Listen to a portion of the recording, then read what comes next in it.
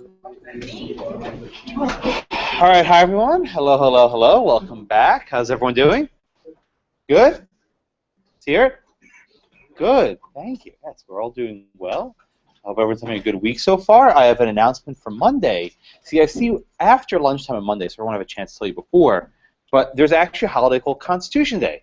It's every year September 17th. We're doing a little bit early this year. And by federal law, every school that receives federal money, is required to put on an event for Constitution Day. We've not done it in the past, so we're doing it now. One of my common law students last year helped organize this, and this is going to be Phi Alpha Delta, which is the honor society for the law school, as well as sponsoring it. It's going to be Judge Elrod, who sits in the Fifth Circuit, and myself, and we're going to have a discussion on the Constitution. It's not going to be a lecture. It's not going to be a speech. We're going to have open, candid discussion about what the Constitution is, what it means, and how it affects each and every one of us.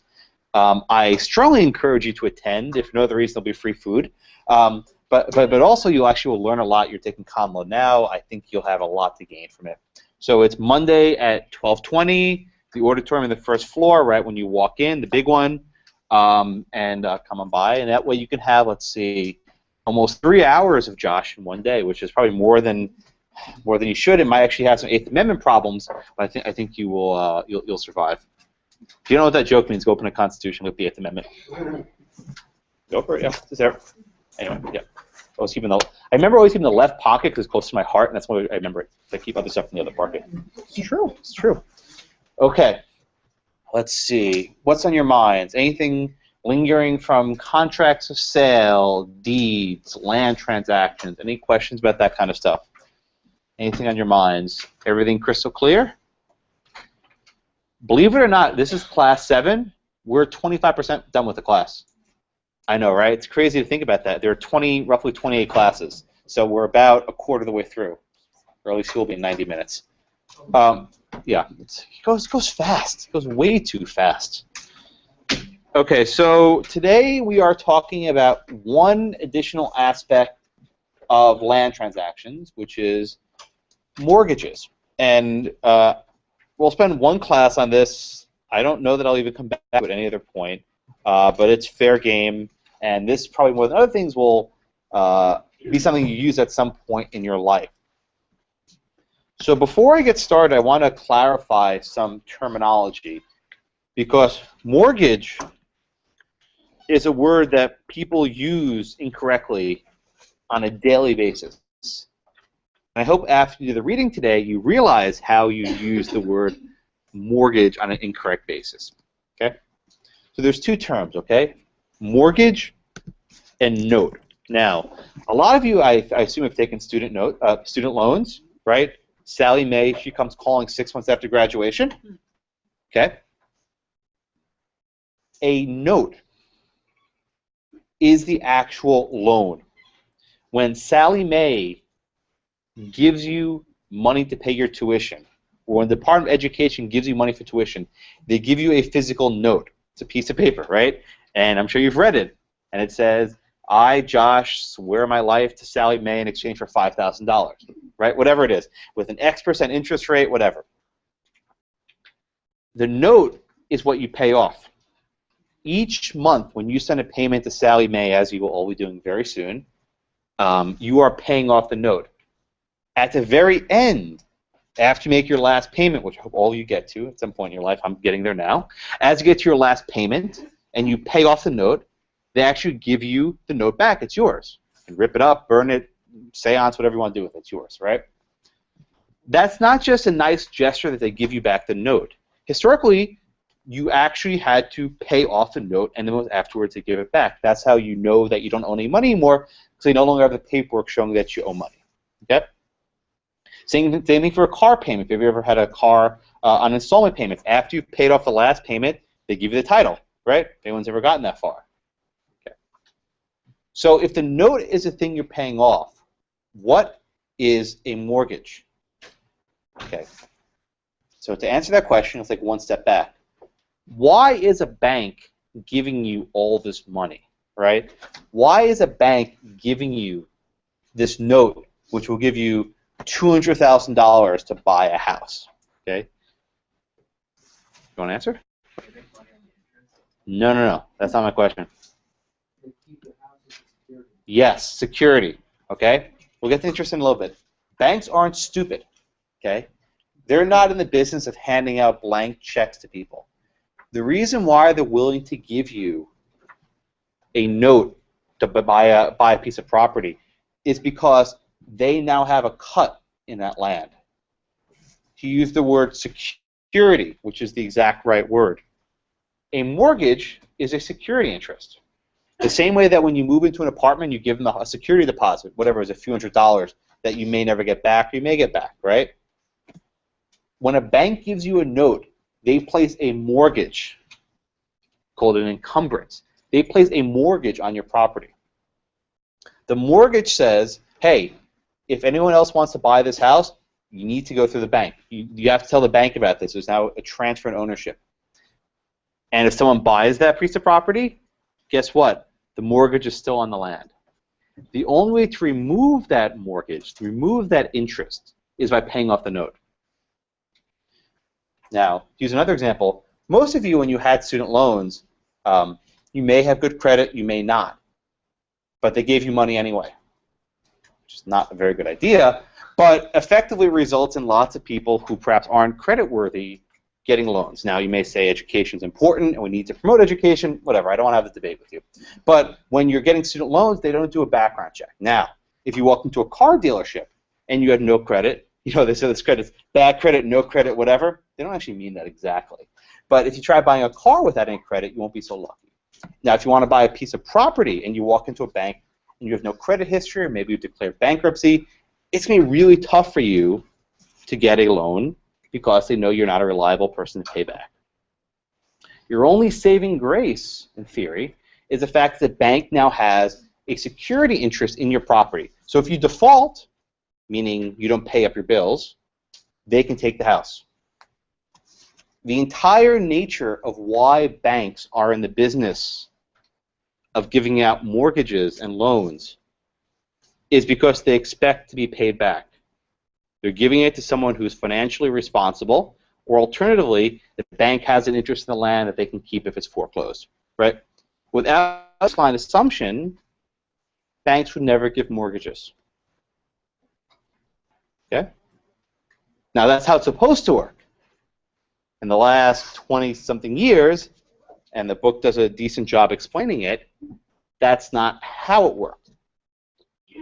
So again, I don't want to debate policy, but you can do it later if you like. The government made the decision, infinite wisdom, that home ownership was an important interest.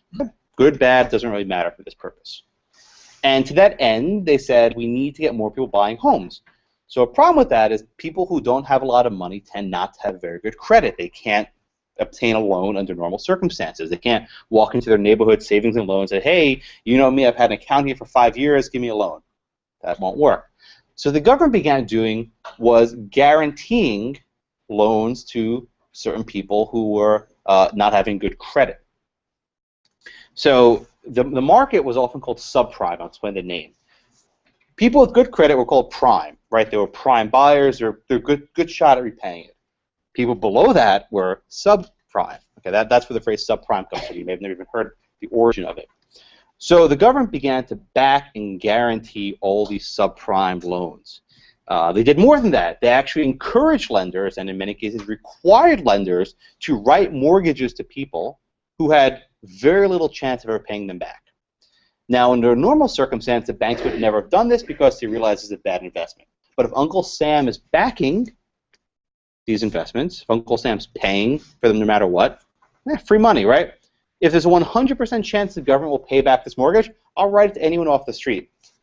Okay, so then this became actually a form of business making, where they were called predatory lenders. I don't want to use that word, but there were a lot of banks that began targeting people who fit into the subprime group because they knew the government would pay back any loans they got.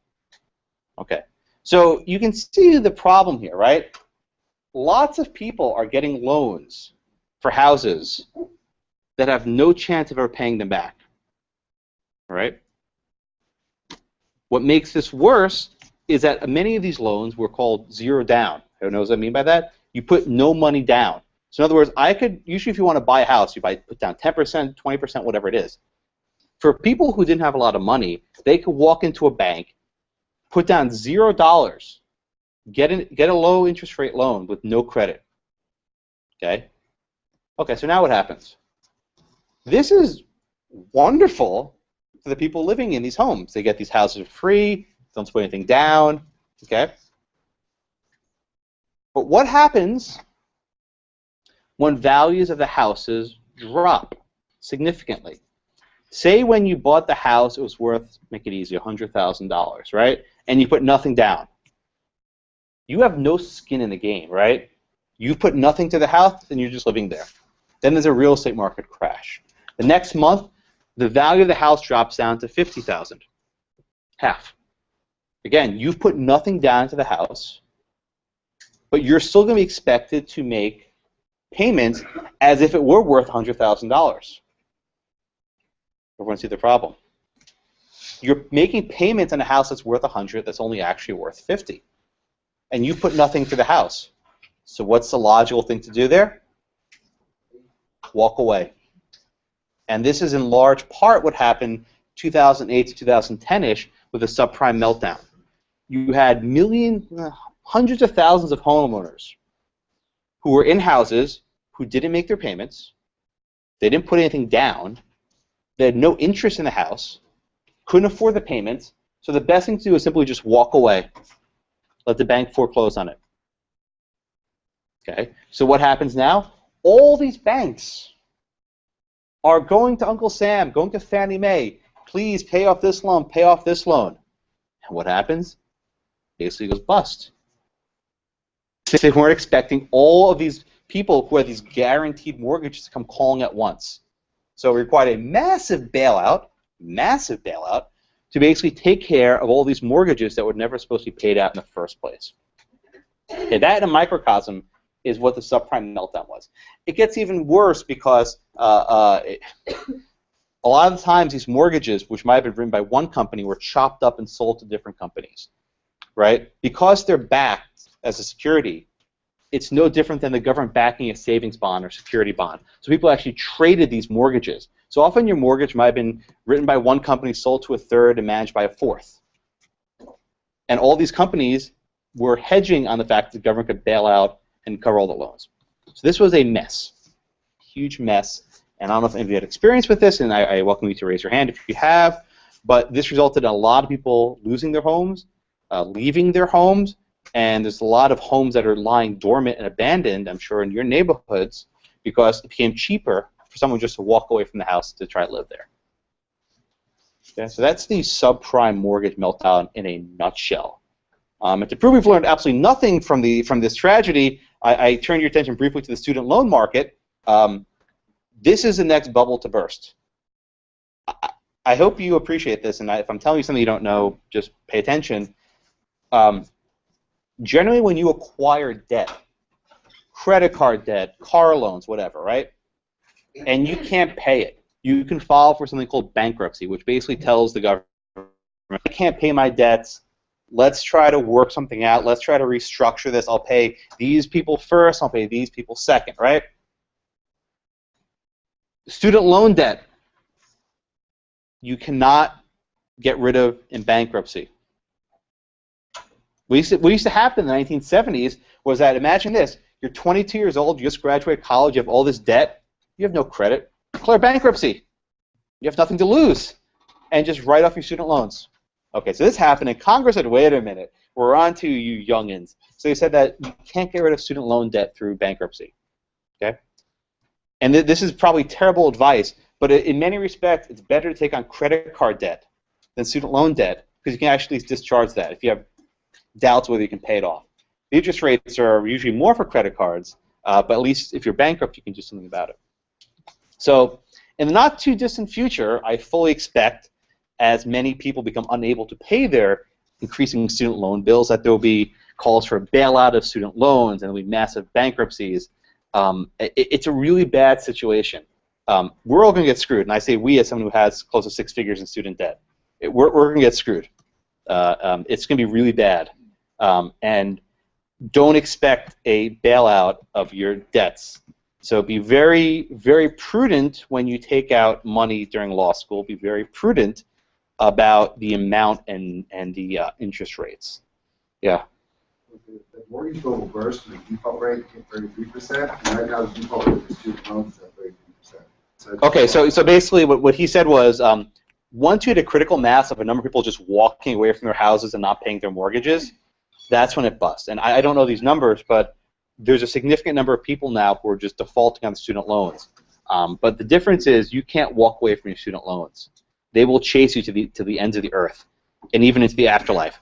I'm not being facetious. There's a story 2 or 3 years ago. There was a student at Rutgers tragically died from something sudden during his sophomore year or junior year, I can't remember.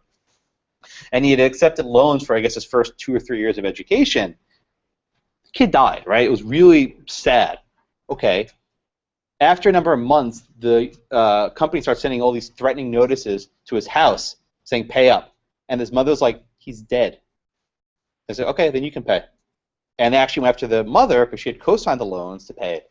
You can't escape these loans even in death. And I'm not saying that to scare you, but be very prudent. I guess you're now in your first, 2 years of law school. Be very prudent what you accept, and if there are other means of taking, financing, that's zero down, that might be a viable option. Yeah. I thought there was a clause that if you die, they're forgiven.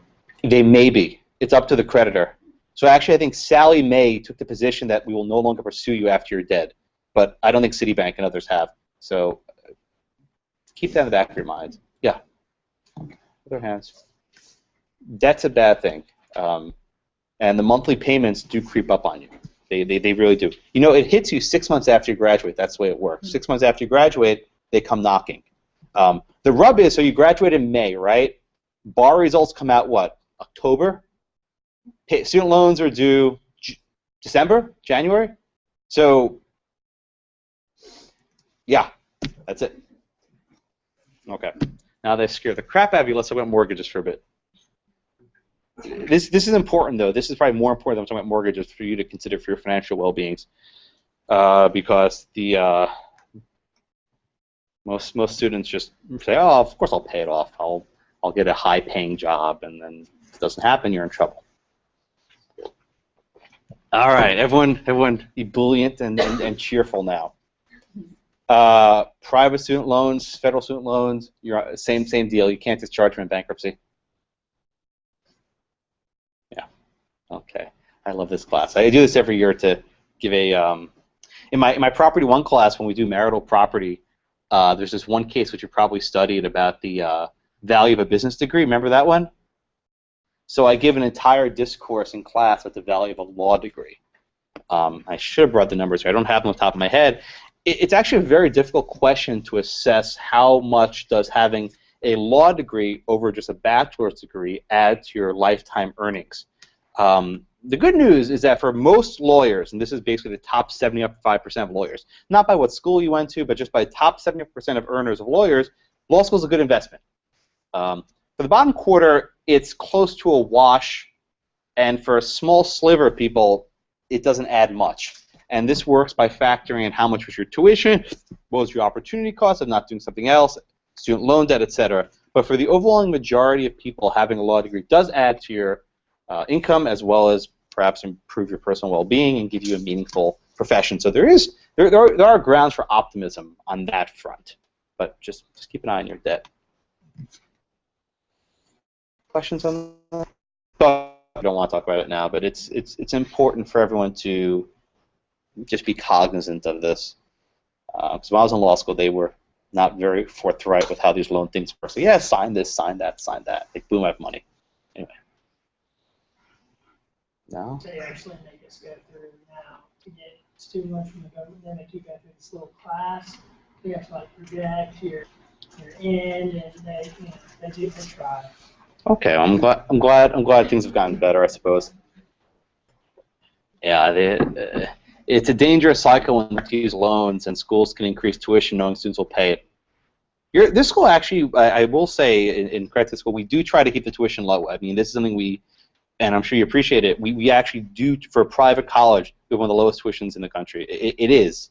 and it's comparable to what some of the state schools charge as well. So that's something we take care of. So, yeah, so Private college, all of the public colleges that I looked at had higher tuition too. yeah, we do try. That's something we do consider strongly. So I got accepted into UT, and I just came here. I mean, I like this school a lot, but one of the reasons I came here was because I couldn't afford UT. okay, all right. Well, we'll put you in the brochure. All right, let's talk about mortgages. Let's talk about mortgages, okay? Let's do some more terminology before we get too far in, okay? Thank you. You're paying my salary, I suppose. It's true. All right, so let's do some more terminology, okay?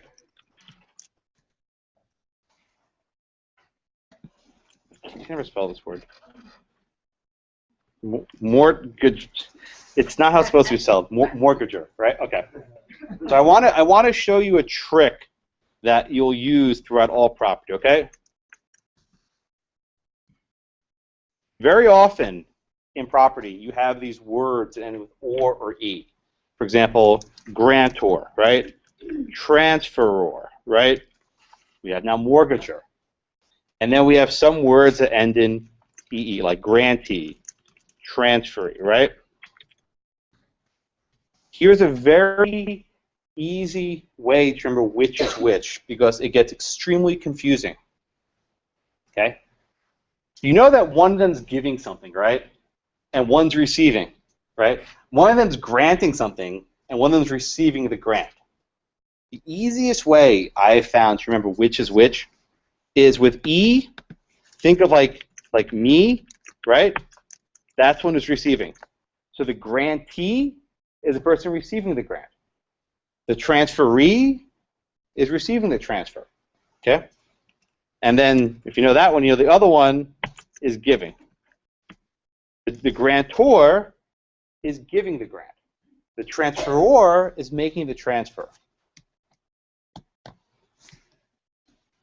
Everyone see that? Remember this, because this comes up in vendor, vendee. You see this in every class you have. So remember this, okay? What's that? I said, I guess it could be the give or. Give or givee, yeah. It works. It's a weird suffix, but it works, okay? All right, so with that being said, where did I finish last time? I don't remember. Someone fess up. That guy? All right, that guy. All right, Sean, I'll give. Okay, so start here, right? What? All right, Sean, you're up anyway. Okay, I'll start with those guys next time. Yeah. No. I'm not a Murphy. I'm not Murphy. We have mortgagor and mortgagee. Calm down, guys. Okay. Who is who in this case? We know that one is the buyer and one is the lender, right? Which one's the buyer and which one's the lender? I'm warning you, this is a trick question. The mortgagee is the lender and the mortgagor is the lender. That's right. Why? Yes. Based on the rules I just gave you. Think of how a mortgage works. Who's giving what to whom?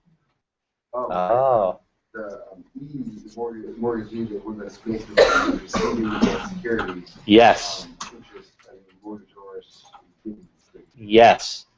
When you're the buyer of a house, you are giving a mortgage to the bank. Everyone see that? When I'm the mortgagor, I'm the buyer of the house. I am giving this mortgage to the bank. And in exchange, the bank's giving me the note. That's the transaction. Everyone see that? The mortgagor is giving the mortgage to the bank. Okay? So don't get those terms confused, because in the opinions we have today, they use them interchangeably, and if you don't know them, you don't know who they're talking about. Okay? So John, and I'll use buyer and bank just to make it easier. When the buyer gives the mortgage to the bank, right? What does a buyer get in return? They get the money. What else do they get?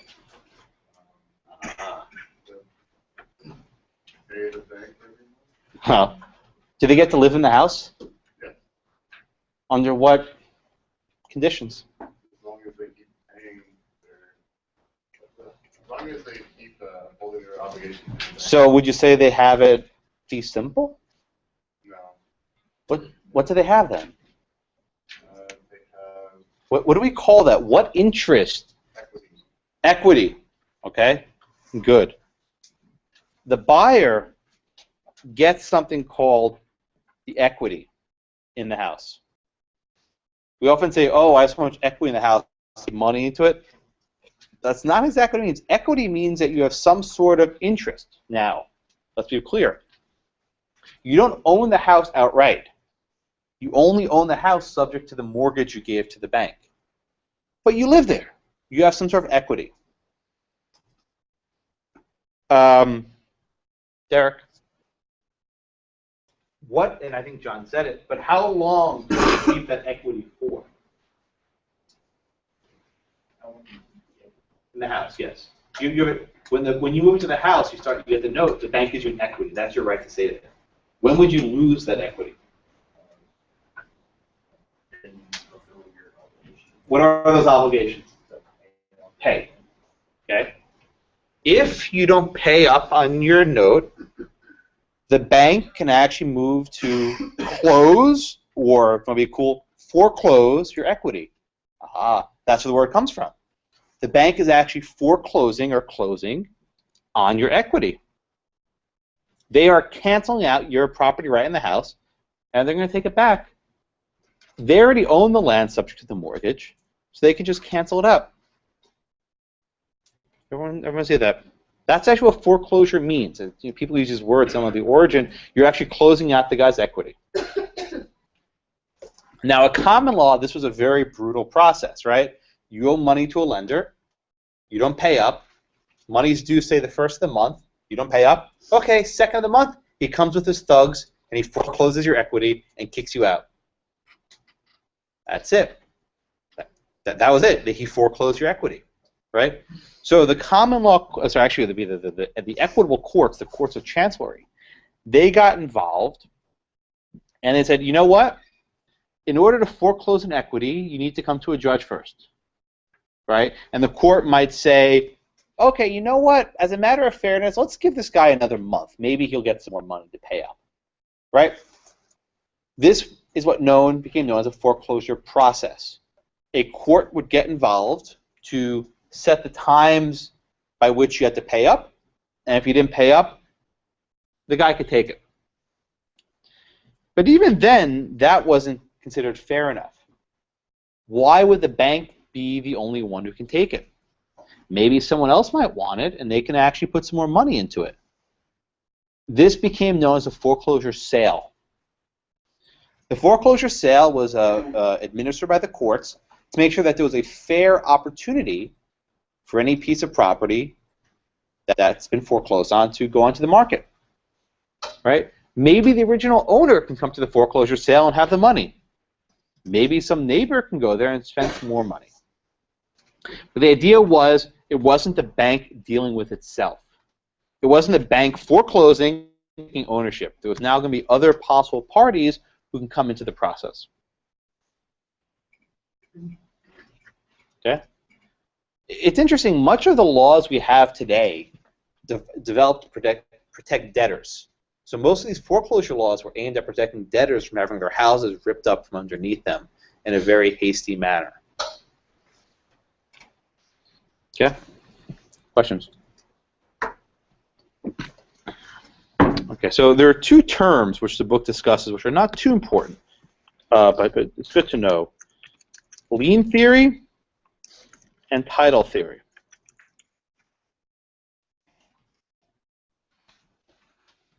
And lien theory is a majority view. Title theory is a minority view. And preempt your question. There. Okay, Texas uses a lien theory. Okay, so what does lien theory say? Lien theory says when you buy a piece of land with a mortgage on it, the buyer actually owns the title to the property, right? He has the legal relationship. He has the title. Okay? All the bank gets is a lien or a encumbrance or some sort of a security on the land. it's the bank that, I'm sorry, it's a homeowner that actually owns it with this other lien to it. Okay? The title theory is the old approach, where the bank actually takes title to the land, and the homeowner only has some sort of equity in there.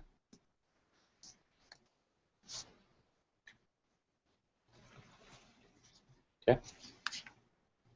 As a practical matter today, it doesn't make a difference.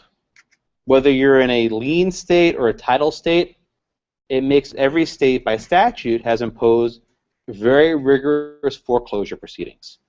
So if a bank wants to take back a piece of property they have a mortgage on, they need to go through almost the same exact processes. So the difference doesn't really matter much. It's almost more theoretical, but it does exist. Okay. Yes, sir. So it's virtually the same thing for It's test purposes? it's the same thing. Yeah. It really it makes almost no difference in practice. Okay. Questions? Let's take a look at some of the questions. It's on page 620. Catherine, hold on, let me get the page open. There it is. So read problem number 1 on the bottom of the page, please. Yeah, we can have that. Louder, please. The buyers purchased the house and financed the purchase. Subsequently, the buyers default on the note secured by the first mortgage. At the foreclosure sale, the house brings on the how should this be distributed? Okay. All right. So, and the problem actually starts a little bit earlier up. So here's the situation, right? The bank lends $150,000 towards the purchase of a $200,000 home. The problem starts up here. I actually start reading the wrong spot. Okay. I'll zoom out a little bit. My mistake. So here. Okay. So the house is $200,000. Okay. They get a bank loan. I'm sorry. They put down 20. And they get a bank loan of $150,000. Okay, this is the first mortgage. All right, so they had 20, they got a loan for 150, so they're still short by what, 30, right? So they got a second note for $30,000. Okay, what this question is trying to ask you has to do with something called priority. You know what priority means? Yeah. It means that the first mortgage is going to be paid before the second one? Yes. When you are a bank and you want to lend someone money, you want to know, okay, has anyone else ever given a loan on this bank, on this piece of property before? So bank 1 gives a loan for $150,000. They are the first, what we call a secured creditor, right? They come first. The second one is what we call a second creditor. Whenever there's any kind of foreclosure sale or bankruptcy, imagine people waiting in line at the supermarket, right? If you're first in line, you're going to get everything you need. The second guy in line might get shorted, right? Everyone get that? So the first one in line will always get more.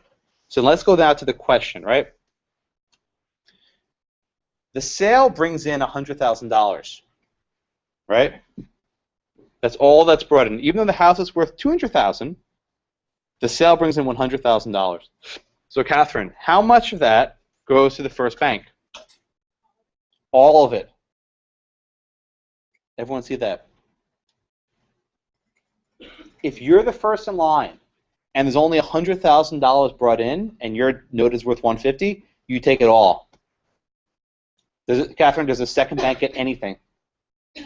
They get zero. Now you say, oh, isn't that unfair to the second bank? And I think the answer is that no, it's perfectly fair. When bank number 2 gave the note, they knew that someone was above them, right? They knew that someone was ahead of them in line. So it makes sense to have everyone in their proper order.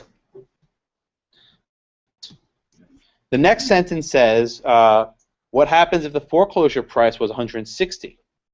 Okay, what happens if the foreclosure price they got $160,000? What happens then?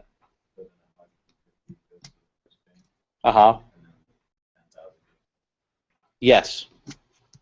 Okay, the first bank. Okay, they're happy here, right? They got their $150,000. They got everything they were owed.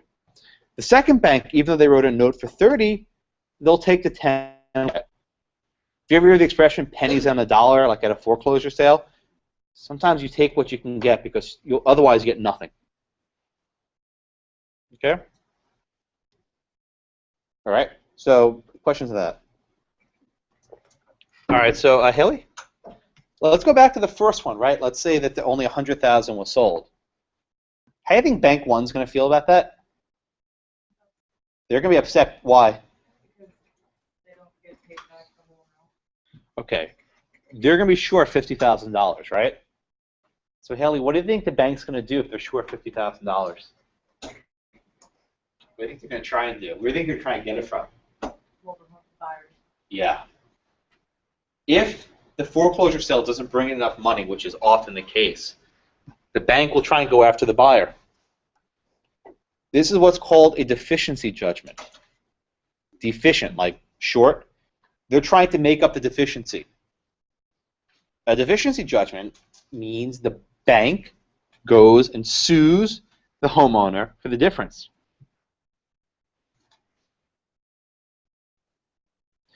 They actually want to take it away from the borrower. Now, these suits are tricky, and we can take our lawyer hat off for a moment. This guy just got foreclosed on, right? He just lost his house. He probably doesn't have the money because if he had it, he probably would have paid to save his home, right? Probably.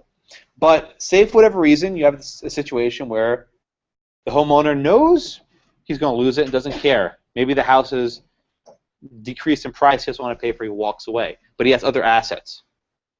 The bank can then go sue him to make up the difference.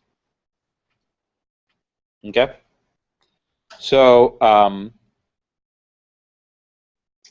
as you can imagine, these are not good lawsuits because a lot of people are very upset. They just lost their house, now they're getting sued. So a number of states have passed what are called anti-deficiency statutes. I have the one from Texas here.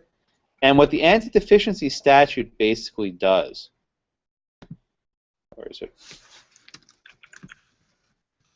Which one is it? Yeah.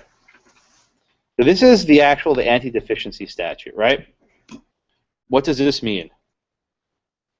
Just because a sale didn't bring in enough money to make the seller whole doesn't mean there has to be a lawsuit. Okay? So the key word here, right? If the court determines, I'll highlight it, that the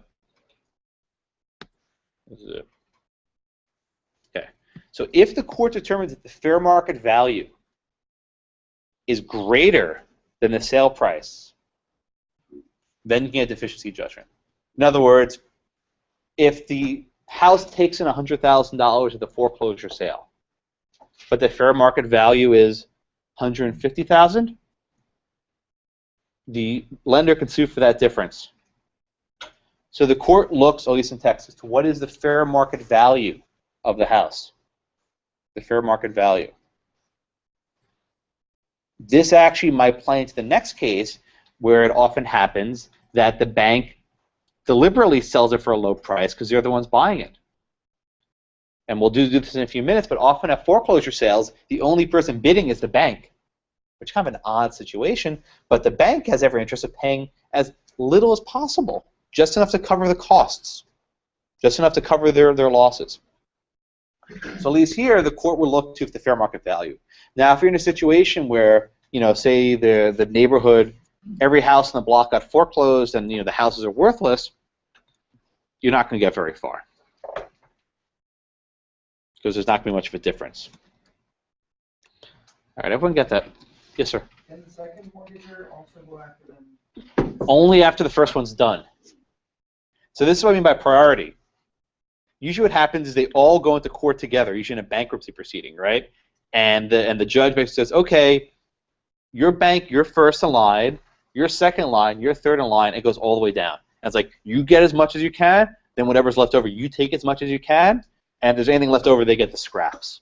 So if you're what's called an unsecured creditor, you're low on the totem pole, you're probably not going to get much from it. Usually the secured creditors fight amongst each other to see who gets to go first. Yeah, if you think they'd have to wait.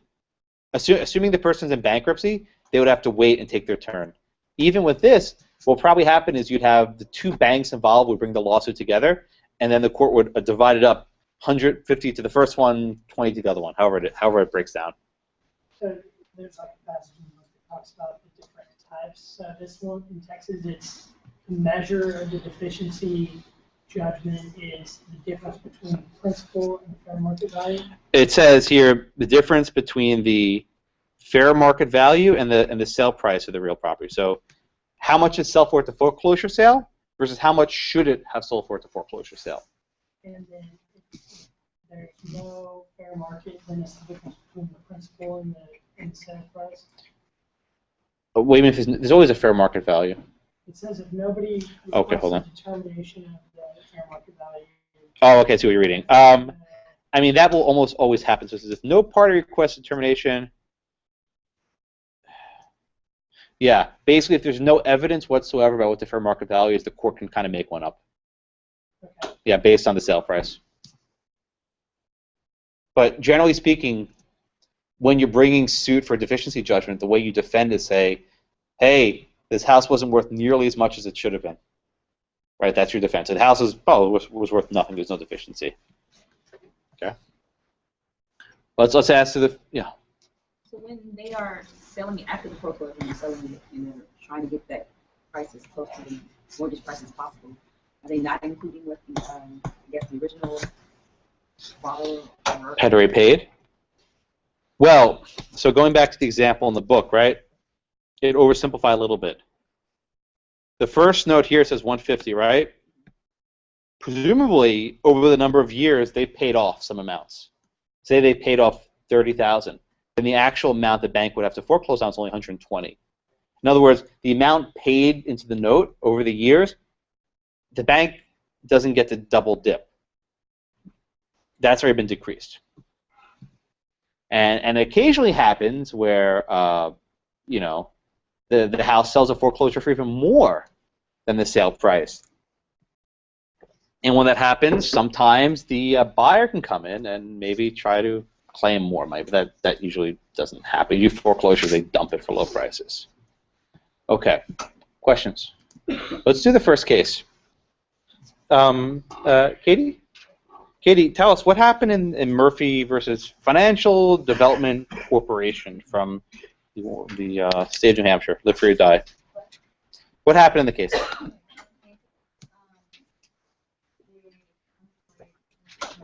A little bit louder. I can't hear you well. Uh-huh. Well, no. Use your terms correctly. What did they do in the house? What happened before the foreclosure? So they bought a house. The one guy gets unemployed, and he has to make his payments for a number of months. So what's that called when you don't make payments on a loan? Defaulted. Thank you. So yeah. So the plaintiffs, they bought a home, got unemployed, lost his job, unemployed for about 7 months. He didn't pay his mortgage. He fell in arrears, if you want to use a fancy term, and he defaulted. Okay. Adam, what happened after he defaulted? The bank or the lender sent them notice that they were going to foreclose on the house. Good. They went through multiple negotiations trying to figure out a way to save the house. They even postponed the foreclosure sale on one occasion. Yes. And eventually they couldn't come to terms, so the bank said we're going to go ahead and go on view the sale. Good. Okay, good. So usually what happens is the bank doesn't want to have to go through the foreclosure. They much rather have a steady source of income. So they say, all right, let's work it out. We'll give you some more time to pay, but we'll also add some fees and costs, which are now adding to your total. The total keeps increasing. And so they said, okay, let's have it this day. And then they said, oh, no, please give me more time, so they delayed it again. So they delayed the sale until December 15th, which I checked was a Tuesday in 1981, and the sale was scheduled. And they try to call the manager of the bank, they call, they try and stop it, and they can't. The bank's like, listen, we gave you your chance, too late. Okay? All right, so other Adam. Adam, what happened at the foreclosure sale then? So at the foreclosure sale, it was only the bank that was there. Okay, good. And I mean, obviously the plaintiffs were there as well. There were no other buyers. Okay, good. So Adam, at the time, how much money was owed on the note? I believe it was, equity was 27. 54. No, how much was still owed on the note?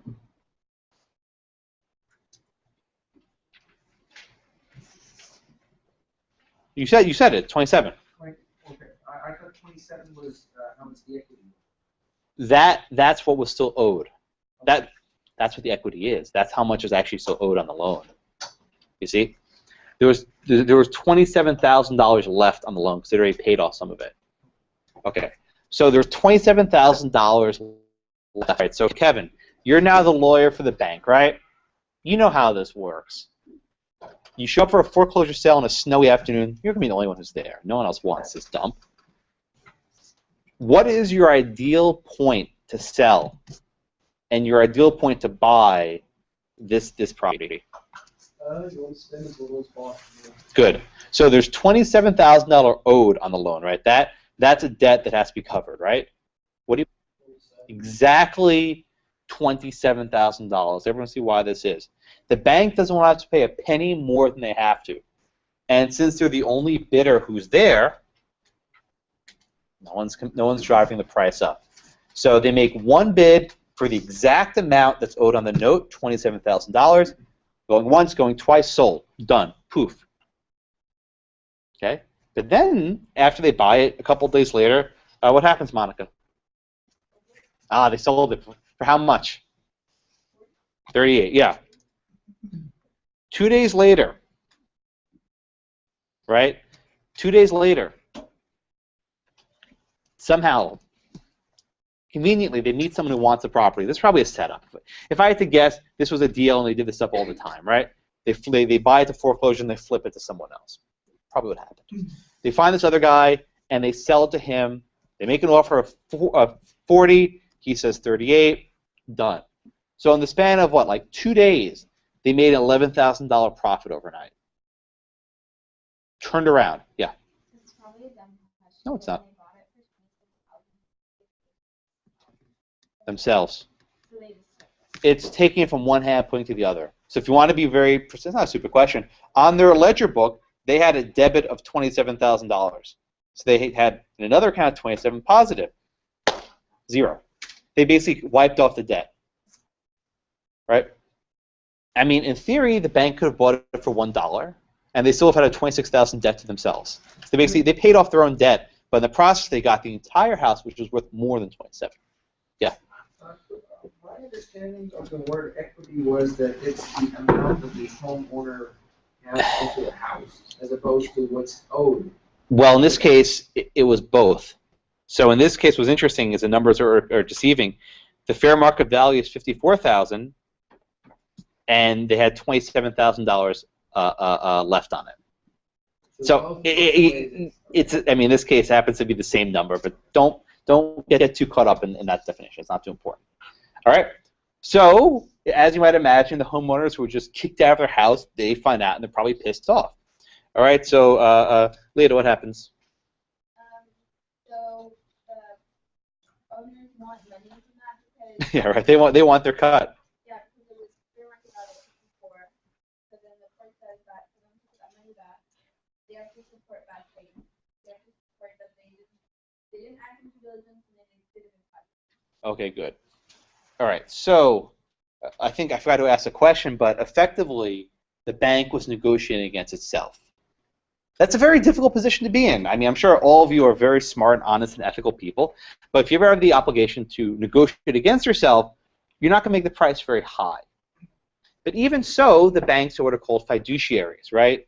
And fiduciaries have certain responsibilities to behave in a certain manner that's responsible. So the court identifies these two things. One is, did they act in bad faith, right? And the second one is, as she said, did they exercise due diligence in trying to find a higher bidder? So does it, sorry, Victoria, does the Supreme Court find that there was bad faith? The Supreme Court, yeah. Mm-mm. No. Mike? Was there a finding of bad faith by the Supreme Court? By postponement of the sale by Right. providing notice of the sale, not hindering anybody from showing up, that they practice in good faith for the sale of the house. Exactly. They weren't cheating the guy, right? They gave him some more time to consider it. They they rescheduled the sale. So I mean, they weren't acting in bad faith. But what about Zach on the question of due diligence? Did the company exercise due diligence in the sale? I'm sorry? No, they didn't. No, why not? Because they, like one example is, okay, so they gave a lot of notice for the original sale and then substantially less notice about the sale once it was pushed back. Good. They didn't do everything that they could have done to get a fair price. Yeah, Pasha, let me ask you this question. This guy, 2 days later, they somehow found him to spend $40,000. You think they could have found him earlier? Are you Pasha? Parsa. Parsa, let me ask you this question. 2 days later, after the foreclosure sale, they found some guy to buy for 40. You think they could have found him a little bit earlier? Yeah. Okay. Now, did they have an obligation to bring other sellers? I'm sorry, to bring other bidders to the sale? Okay, I think your answer is right. So here's effectively what the court says. They didn't have a duty to necessarily bring other sellers, other buyers to the sale, but the fact that they were able to find someone so quickly afterwards suggests that they probably had something going underneath, right? So even though there was no finding of bad faith, the court found they didn't exercise sufficient due diligence. Now, they advertised, and there's like 1980 something, right? They advertised in the post office, they advertised in the in the newspaper, whatever, in the courthouse. Was that sufficient? Well, after this opinion, it seems that now there's actually a greater obligation on the bank to actually proactively find people to buy it. Yeah. Did they at least have a duty to bid at the fair market value? Okay, so that's that. The answer to that question, I think, is no. Right? But because they didn't do all those other things like notifying people, they got hit with that anyway. So let's go to the damages. Andrew, how did the court order damages? What's the correct formula? The Supreme Court or the Supreme Court? No, the Supreme Court. Well, the Supreme Court said the difference between the fair price of the property and the price of the foreclosure. Okay. So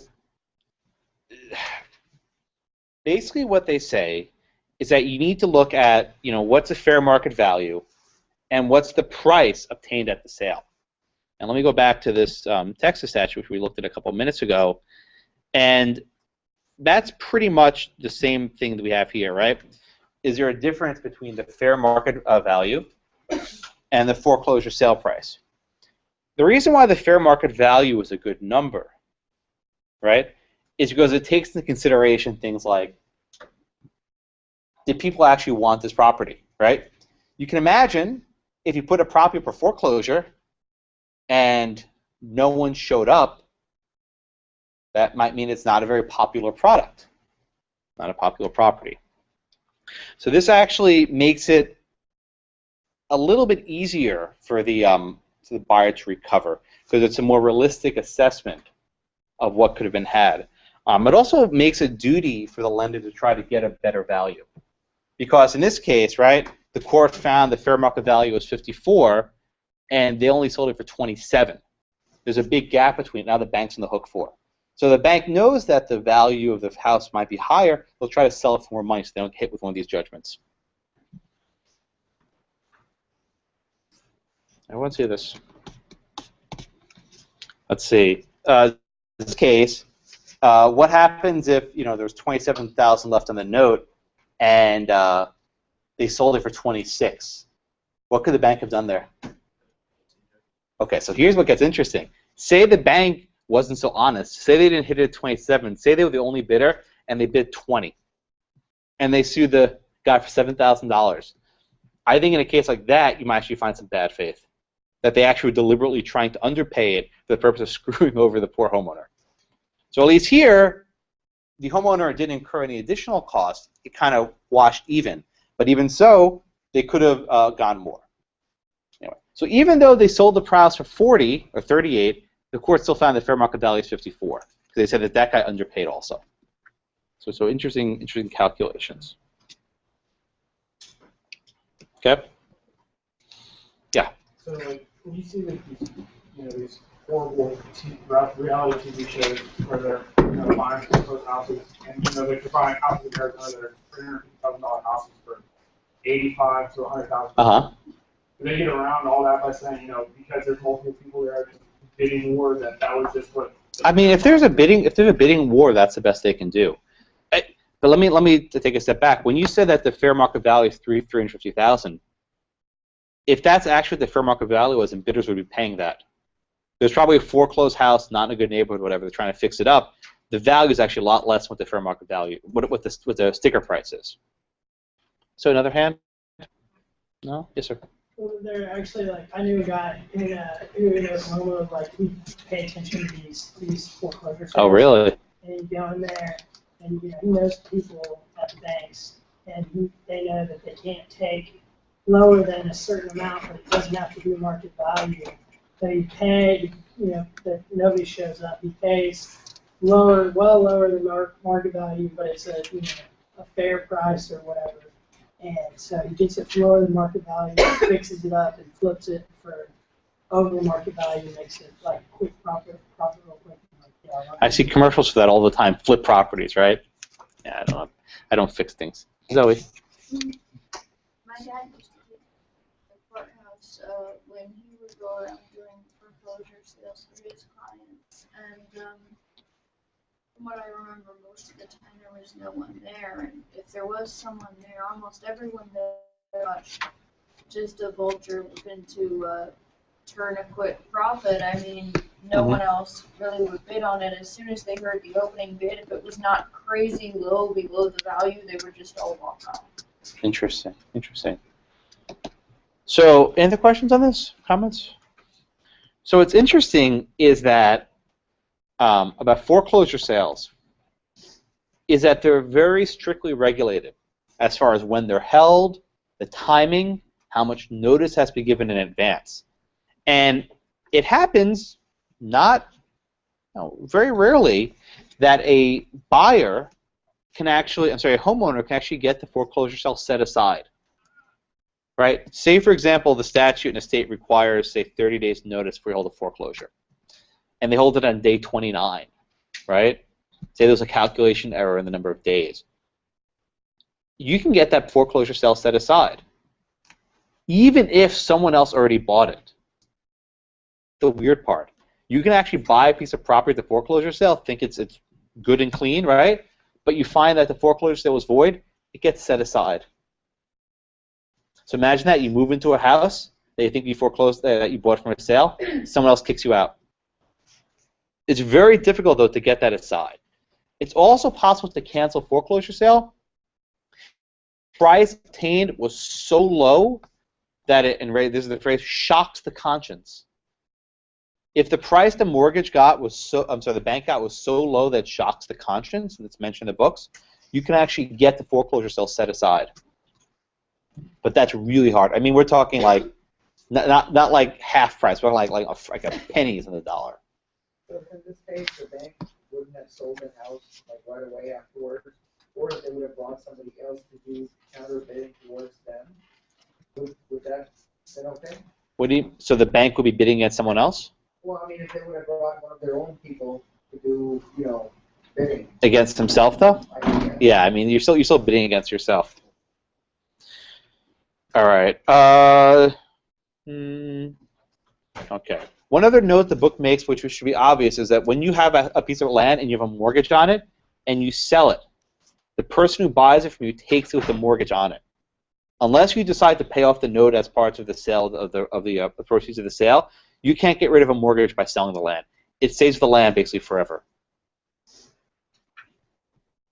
Okay? Questions? All right. The last case we're going to talk about is something that's not too common anymore, but it comes up. It's called a mortgage substitute. So as you can imagine, the costs of dealing with foreclosure is very expensive. It can sometimes take months and put a lot of burden on the banks. So if the banks want to give a loan to someone they think is a risky prospect, they might not want to go ahead and deal with all this BS with the foreclosure process, right? So what does a bank do? They give something called a installment land contract. And this is the same way if any of you ever bought a car on installment payments. So say if the purchase price of the car is like, $10,000 and you pay dollars a month. You pay $500 every month, and then eventually after a certain number of months you pay it off. And if you stop paying, they repossess the car. Anyone ever seen a car getting repossessed? They come to your garage, they come to your parking lot. It doesn't matter. They take it. It's theirs. It's very harsh. You don't get a chance to say, oh, no, don't take my car. Once they find that you've missed your payments and they decide to take it, they take it. A land installment contract operates the same way. Now, if you think it's harsh to basically jack someone's car from the garage, imagine that if you basically padlock someone's house when they're out getting groceries, right? So let's see. Kelsey, let's tell me what happened in the Bean v. Walker case. The defendant purchased land off of the plaintiff, and when that happened, they did a land purchase contract, so they were paying them in order to take it. Okay, they're paying monthly payments. All right, what happened then? And then eventually they stopped taking payments. So they made, it was $12,099 on a $15,000 sum for the property. Okay. $7,000 of which was for the principal. Okay. And then after the 30-day period, to cure the default, the alternatives brought an action trying to get the property, like possession. They were rejecting them, right? Okay, deal. These people, they took a installment contract. And I should note, I think this was mentioned in the book, these are generally for people with bad credit. These are for poor people, right? These are people who cannot qualify for a mortgage, because if you can qualify for a real mortgage, you're going to do that. You're not going to do this like second-rate stuff where they can put a padlock in your house when you go out for groceries. This is for people who probably can't afford it and need a way to get credit. This is separate from the subprime. This is actually preceding it. Okay? So generally speaking, under the laws of installment contracts, the laws of foreclosure don't apply. If they decide you're in default, they can put a padlock in your house and they own the house. Even more extreme, I think Kelsey mentioned they paid about $12,000 to the value. You don't get that back. So even if you spend $12,000 into the house and the entire house is worth 15, right? You've now paid over 75% of the value of the house. You get nothing to show for that. Zero. So the bank gets the house and they get the $12,000 you put into it.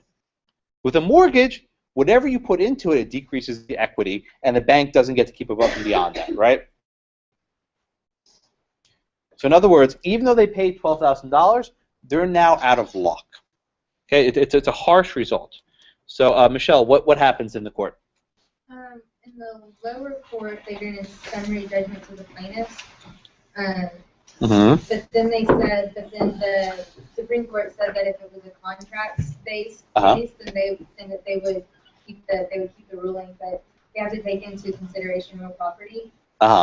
So then they go on to say the principal rule that in the book it says the owner of real estate from the time of the exception of a valid contract for its sale is to be treated as the owner of the purchase of money and the purchaser of land.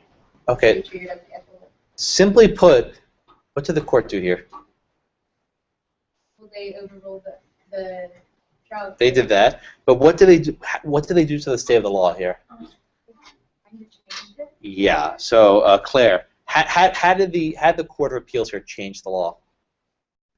They went back into like the equity. So like before common law said that I guess it called for as the foreclosure rule where they can just completely take out the equity, but because it was a contract and under property, they can't just like go out under them. Was there any statute or anything governing this result? No. Where did the court get this from? It's not. Think about whenever you have a case from like New Jersey or California, they're changing the common law, add New York to that list. Okay. If you're looking for the answer, it's not there. Effectively, the court here changed the law. They took the law governing foreclosure of mortgages and extended it to the installment contracts. There's no other way to say it, right? New York had developed a very sophisticated law about how you foreclose on a mortgage. You have to give notice. You have to have a hearing for a judge. You need to have a certain number of bids, advertisements, all these different requirements. The installment contracts were created as a way to get around those requirements. So what did the New York court do here? They said, oh, just kidding. Now even installment contracts need to get around this. These installment contracts are created as a way for lenders to bypass all the difficulty of the foreclosure process. So what did the New York court do? Foreclose it anyway. That's a matter of equity, whatever. Everyone see what happened here? You're shaking your head no. The court made it up. The court effectively says a matter of fairness and equity, even if you have an installment contract, we'll treat it as if you had a mortgage. And the same procedures that accompany a mortgage need to now accompany installment contracts. Everyone see that? I mean, we can argue now for a second whether this is good or bad, but the court simply changed the law. They said it's not fair. Has this been extended nationwide? Is this majority? Yeah, I mean, the installment contracts are not very popular anymore because either courts or legislatures have extended protection. So, for example, I looked this up. In Texas, actually by statute, not by a judicial opinion, but, for example, in Texas, you're required to give 30 days notice. And if you've already paid more than a certain amount, you actually need to give some of the money back. So there are certain statutory protections to make installment contracts more like mortgages. The reason why they're not common today is that this was an older case from I think the 80s or so, or early 90s, is that due to the subprime mortgages, just about anyone can get a mortgage with zero down. So if you're poor and you don't have credit, you can get an FHA loan or a Fannie Mae loan or whatever. So it's not too important to get these anymore. But you see what happens, right? The government makes it very hard to foreclose, so the banks create this other alternative vehicle to make it easier to foreclose. And then the law changes to make it hard to do this, so we go to something else. If you learn nothing else from me, you learn that everything has a cost, right? Everything has a cost. Every effort to make it easier to do something, rational business will find ways around them. So I'll give you an example which you may not pay much attention to. A number of years ago, there's a law called Dodd-Frank that did lots of things. But one thing it did was it said that creditors have to decrease the fees charged in stores. So every time you swipe your card, at CVS, whatever, they're charging CVS a percentage to do that transaction. So, okay, Dodd-Frank said you can't charge high fees for swiping a credit card. Okay, so what did banks do? They started making it harder for people to get credit cards and started pushing people towards debit cards. Okay, and then what happened next? Because people don't have credit cards, they start using more credit. All right, and then what happens next? In order to recoup those losses, they start charging people minimum fees to have checking accounts. You probably have seen this. This wasn't very common years ago, but now a lot of banks, Bank of America, require a minimum balance or a monthly fee to keep a checking account. This is because other revenue is taken away from them from Dodd-Frank. So what happens now? We have an entire generation of people, this is a serious problem, who are now called unbanked. They can't access bank accounts. Okay? A lot of people cannot open up bank accounts, even if they perhaps wanted to. So what's happening now? People turn to payday loans, right? You see them all over the place. You drive up now Westheimer's every 2 blocks. People turn to payday loans, and actually now these are becoming sophisticated operations where people who can't access banks are finding ways of getting credit. So all these mechanisms trying to make things more fair and equitable usually deprive people of credit, and they usually turn to more off-the-beaten pathways of getting the credit, which is not always a good thing. So if you learn nothing else, everything has a cost. Efforts to make things more fair to people usually doesn't do it in the long run. And this case is a nice example of that. Okay. That's questions. That's all I got for today. Have a good weekend, and hope to see you Monday at the Constitution Day. Thank you.